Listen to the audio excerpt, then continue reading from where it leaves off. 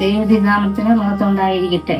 ഇന്നത്തെ വേദഭാഗം അപ്പോസ്തല പ്രവൃത്തി 9-ാം അധ്യായത്തിന്റെ 3 മുതൽ 5 വരെയുള്ള വാക്യം. പള്ളികൾക്ക് അവനോട് അധികാരപത്രം വാങ്ങി അവൻ പ്രയാണം ചെയ്തു ദമസ്കസിന് സമീപിച്ചപ്പോൾ പെട്ടെന്ന് ആകാശം ഒരു വെളിച്ചം അവന് ചുറ്റുമിന്നി. അവൻ നിലത്ത് വീണു. ശൗലേ, ശൗലേ, നീ എന്നെ ഉപദ്രവിക്കുന്നത് എന്ന് തന്നോട് പറയുന്ന ഒരു ശബ്ദം കേട്ടു. നീ ആരാകുന്നു? കർത്താവേ എന്ന് അവൻ ചോദിച്ചതിന്, നീ ഉപദ്രവിക്കുന്ന യേശു ആകുന്നു ഞാൻ. ഇന്ന് നീ എഴുന്നേറ്റ് പട്ടണത്തിൽ ചെല്ലുക. നീ ചെയ്യേണ്ടത് അവിടെ വെച്ച് നിന്നോട് പറയും.